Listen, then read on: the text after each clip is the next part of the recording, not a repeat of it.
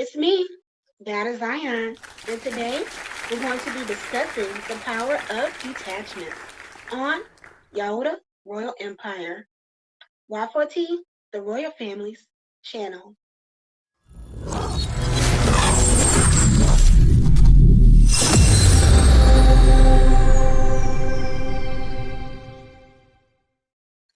The power of detachment. Our lives are filled with attachments. We have attachments within attachments within attachments. Ooh, snap. The spiritual life is about gradually breaking down these attachments. For it is through letting go of our attachments that we will become free. The first stage is for us to detach ourselves from objects, shoes, jewelry, clothing, vehicles, wigs, makeups, or any type of thing that is an object in your life. To give up the desire to have and to possess. This does not mean that we must give up all of our possessions, only that we need to reach the place where we are no longer bound to them. We need to come to the realization that material objects will never bring us true happiness. Material objects will never bring us true happiness. The next stage is to detach ourselves from places, the spaces that we think belong to us. In this certain uncertain world, we look for security and stability by holding on to something physical. However, no matter how much we may love a place, we can never hold on to. Neighborhoods, cities, and countries are constantly changing. People and families are ever on the move. Nothing in this world is permanent. Nothing in this world stays the same. But I know who does. The Abba Yah. Even if we could somehow keep places as they are, this still would not provide us with any certainty. Our home might be burned down in fire. Our country could be ravaged by a war or natural disaster. There is no real certainty in belonging anywhere, no real refuge in a physical place. On the other hand, as we progress along the spiritual path, we begin to discover that home is not a place, but a spiritual location, like Zion. Home is wherever the Elohim Yahuwah is present, where the divine is absent. We are homeless and abandoned, even among close family and friends. Whether you're at those family functions or gatherings or outside, just kicking it with your homies, and Yahuwah is not in the midst, then guess what? You are truly homeless and abandoned. Yah should be in everything that we do to feel complete. It's a beautiful thing when Yah is in the midst. The next stage for us is to detach from people, whether that be boyfriends, girlfriends, aunts, uncles, sister, brother, father, mother, daughter, son, cousin, anybody, anybody, even a friend that you've known for many, many, many, many years ago, to let go of our attachment to friends, colleagues, spouses, and children. In our desire to have their affection, we tend to act as if people belong to us, possession, but they do not really belong to us at all. They all belong to the Elohim Yahuwah, not us, but to the Elohim Yahuwah. Our friends and our colleagues are only fellow travelers on the path. So, whenever you become a point in life where you're able to make a decision. You either choose route A or you choose route B. Whatever route you choose, those people are on that route and on that path with you for a reason, to either teach you something so that you can learn from that, take that experience, but sometimes not those people because everybody has a season, correct? And take that experience on down your route to get to the end of your path, which is your journey. Our parents are divine suppliers that provide for us with love and affection. Our children are souls that have been placed into our hands to protect and nurture them, for us to guide and encourage until they can spread their own wings. So once they spread their wings, guess what? They'll fly away.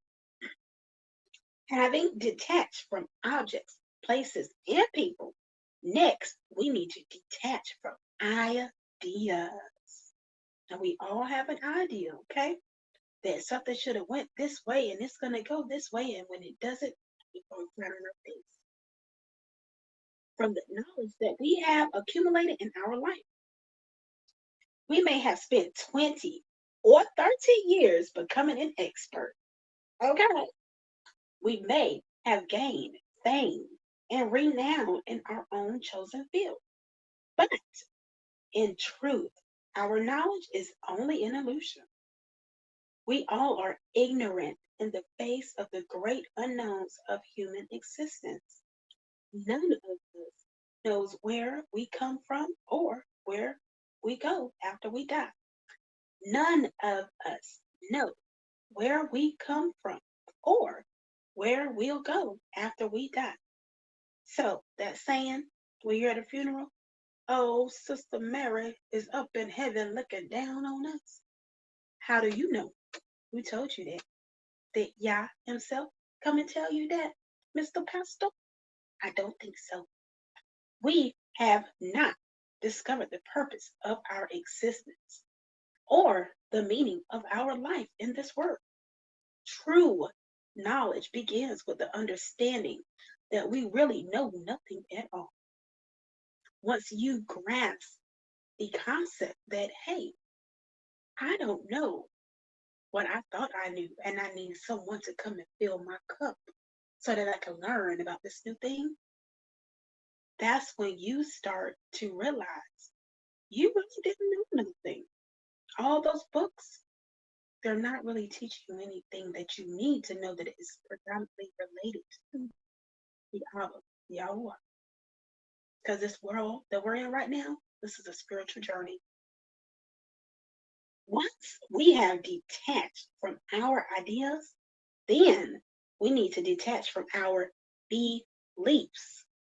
We all grow up with a set belief that we cherish.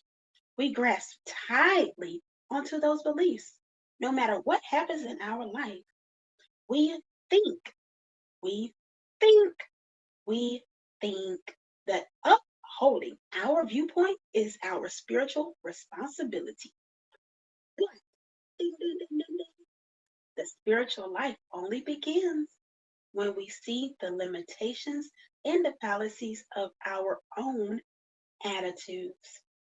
When we begin to expand our consciousness, when we accept the Elohim Yahuwah's truths, his word, his laws, his statute, plain point accepting him in general. After we have let go of our rigid set beliefs, then we go on to detach from our aspirations, the good works that we want to accomplish in our lives, or in this world, if you will. Whether we aspire to change the world or simply aspire to live a decent life, there comes a time when all of our aspirations need to be given up. Let it go. A time when we need to realize that it is the Almighty Yahuwah who is the script writer. The controller of destinies determines what will or won't occur in our life. We can build great sandcastles in our minds and plan all that we like, but If the Elohim Yahuwah is not in our plans, then they will never become a physical reality. You know that saying, don't build your house on sand because it will surely sink. Don't build your life around an ideal, someone, or something without Yahuwah in the midst. And even if they do, their success will only be limited and last but a short while. On the other hand, if the energy of the timeless, boundless Elohim Yahuwah is behind a project, hey, then there is nothing that can stand in its way. Against all odds, the work will come to completion. Even without an apparent effort on our part, funds, people, or any other needed resources will be provided. If it is the Elohim Yahuwah, well, that is going to be done. All praises. We will let go of our aspirations. The process of detachment then goes a step deeper. Now we need to detach from the personal ideas that we have established for ourselves. You know, that stuff that's really weighing us down and making us very stressed in life. Wondering why we woke up to 60 new gray hairs. Okay? I'm going to read that one more time for you. Having let go of our aspirations, the process of detachment then goes a step deeper. Now we need to detach from the personal ideas that we have established for ourselves. As we grow up in life, we fashion our idea of who we are and what we want to become. As the years go by, we try to fulfill this ideal by emphasizing those personal qualities that are part of our ideal, suppressing those that are not. Then a certain point comes in our spiritual life when we realize that what we want to become does not really matter. The only thing that really matters is what the eternal one, Yahuwah, wants us to be. Okay? This is a time of great crisis in our life as our perspective starts to shift and we begin to discover the specific qualities that the Elohim Yahuwah wants from us. Characteristics that we once looked up as our strengths may now seem like our weaknesses. Are the qualities that we saw as our weaknesses now appear to be important strengths. As this process of inner transformation evolves, our self identity will be fiercely challenged. Once again, as this process of inner transformation evolves, our self identity will be fiercely challenged. Like how you decided to come in the truth and your friends were combating you to include your family about your beliefs, and you had to drop certain people off to evolve. That right there is a situation of your self identity being challenged. Because some of us have 20, 30, 40 years worth of a friendship with some people, and it may be hard for us to detach from them for our own spiritual growth. But we have to remember at all times, the Most High Yahuwah is in control. And it was probably that person was in your plan in your life for a specific season. And you have to drop them, but take that knowledge and run with it, okay? So always remember, self-identity will be fiercely challenged. But if we want to move forward in our spiritual life, then we must detach from our own idea of who we are and develop the qualities that the Elohim Yahuwah has desired from us. Okay? We might have an idea of, hey, I want to be a basketball player, or hey, I want to be a doctor, or hey, I want to be such and such. And that might not even be the route that the Abba wants. You might say that it is our past that we must detach from all the experiences that we are holding on to, both the good ones and the bad. We must let go of the wonderful moments that we wish went on forever. We must let go of the wonderful moments we wish went on forever. We must forget the traumas that we wish had never happened. The past is gone, never to return. Now it won't return, but it can also come in familiar spirits. But that'll be another topic for another day. Whatever seemed to us to have been good, there is better still yet to come. Whatever appears to us to have been bad no longer matters. It is gone and buried, part of a different incarnation. We also need to detach from the future of all the dreams and plans that we have about how our life will turn out. The Creator, Yahuwah, is full of surprises. And we know He's full of surprises. And he or she will be led in directions that we could never have imagined. But in order for him or her to be led, we must let go of our own conceptions of what will be. We must make space in our heart for the Elohim Yahuwah to inspire us, create room for the eternal plan to unfold. And you know, Abba Yah, He's never going to forsake you. So once He takes you down a path, best believe He's right there with you. All of these stages in detachment are leading us towards the daunting stage when we must detach from ourselves. You have to shed your flesh and increase your spiritual strength as far as your knowledge is concerned by reading your scriptures and adhering to the commandments and the laws. Okay? And when you're doing that, you'll fully start to shed,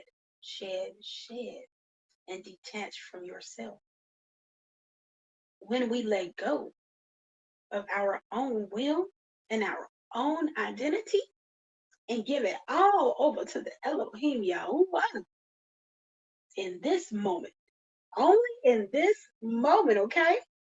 And it's going to last forever as long as you do what you're supposed to do. You are free to become who you really are, to stand face to face with your true self. How many times have you looked in the mirror and told yourself, I'm not this person or this image or this facade that I put on for the world? I know I've done it before. How many times have you been in a position where you know, hey, I wasn't supposed to be right here at this moment, at this time, doing this certain act, but I did it because of whom I think I am. When all truth and reality, you are not even the person who Yahuwah created you to be. You are a king. You are a queen of Zion. And your Abba Yahuwah created you in His image. Okay? So in order to get to His image, you have to shed the made up facade or ideal of yourself and grow spiritually in Him through His words, His Torah. Okay? Shed your flesh. It's okay. It's okay to shed your flesh because He got something better for you. I can, I will be in. Shalom, Barakan.